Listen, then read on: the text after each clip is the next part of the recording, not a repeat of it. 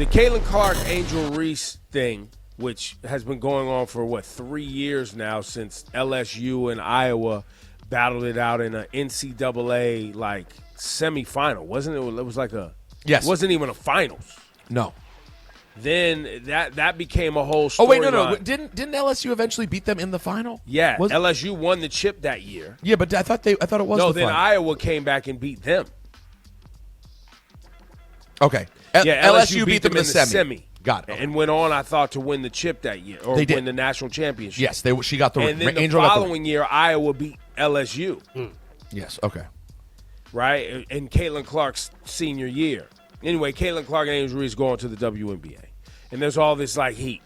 And I want to remind everyone.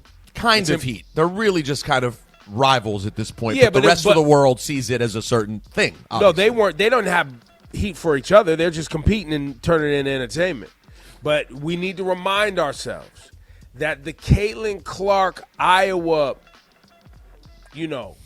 inertia is race-based. Mm-hmm. It was a white girl team versus a black girl team. And that's why it became a thing. Yes. I still think you oversimplify it, but yes. No, but I'm oversimplifying it for people who were not tuned in to women's college basketball. If you're tuned in to women's college basketball, you knew Caitlin Clark is fire.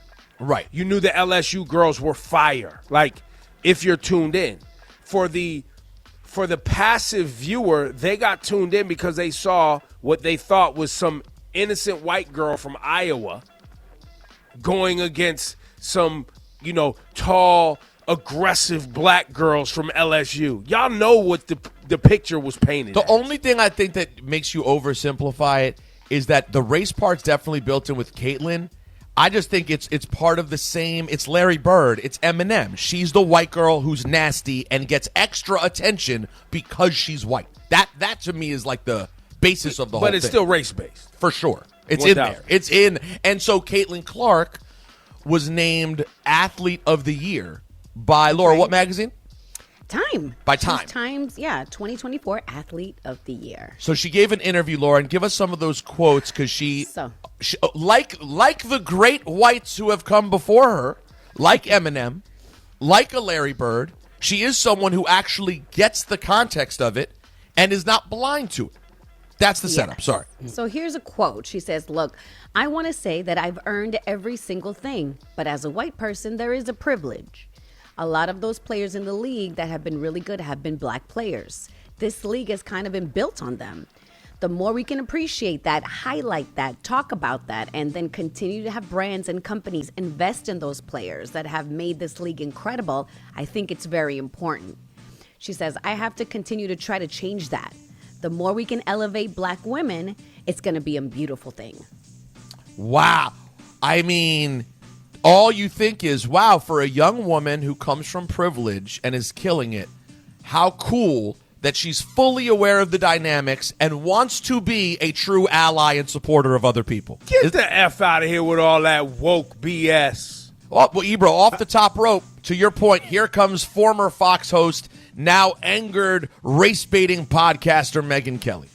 No, Caitlin's the race baiter. Ebro's being sarcastic. Yes, okay, here we go. Megyn Kelly on X, taking the quotes and reposting it. Look at this. She's on the knee, all but apologizing for being white and getting attention.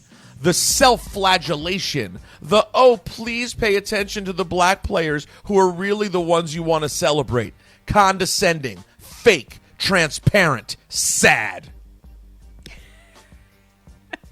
That is what Megyn Kelly had to say. White on white crime. Woo! I'm going to tell you right now, and I say this as someone who is part of it on my own. I'm not Caitlin Clark, but in my own small way, I get this.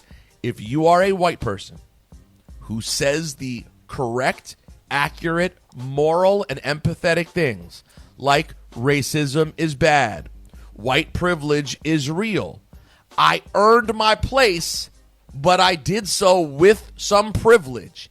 If you point those things out, it sends the white racists into a frenzy, boy. Oh, man. they can't take it. And when I say white racist, Ebro, you know that also has to include Jason Whitlock. What did Steven from Django jump in and say? He retweets the Caitlyn quotes. Jason Whitlock, who is a black, disgraced ESPN employee who now writes for rogue outlets, he reposted it and said, Caitlyn Clark bends the knee. Kissing the rear of black women is a rite of passage in the WNBA. Wow. I don't even understand what he's just. By the way, that type of bootlicking where you just jump on the bandwagon to make sure that you pay homage to your, to your racist colleagues so you can stay in their group. I never seen nothing like that. That's wild. He didn't have to say anything. No, by the way, I hadn't heard him say a peep since Stephen A. I thought absolutely destroyed him. I thought he exploded after Stephen A. destroyed him that day, but he's back. Yo, I'm flabbergasted. That he weighed in, that he just chose to get in. He just chose to weigh in. Like, I don't even he hates Caitlyn Clark. He doesn't like Caitlyn Clark. Why? No. Because Caitlyn Clark, she leans into all the, quote, wokeness, She actually understands the situation she's in. Listen, it's not like Caitlyn Clark is soft. It's not like Caitlyn Clark backs down. It's not like Caitlyn Clark's not a real player. She's off the court. She just understands racial dynamics a little bit. She's just doing a little bit of the work to appreciate the women who she's been playing with her whole life. Do you realize if you're a white basketball player, like a really serious white basketball player, you have to have a level of acceptance from the black community and be a part of the community to some extent. You've been there your whole life. It was the same when Larry Bird made the NBA. He always said he just wanted to be able to play with the players who could play, who are generally black. Well, and that's all I was going to say. It's not even about acceptance. It's about being around the best athletes. So they become your peers. And then you get to see up close and firsthand what they go through. Like Caitlyn Clark, who's acknowledging that she is getting more attention as a rookie, someone who has not put in the work of Asia Wilson, Candace Parker. Bro, she's more famous than Maya Moore, Dawn Staley, and maybe not Lisa Leslie, and Asia Wilson combined. And she knows that. And she knows she she knows it's only because she's white.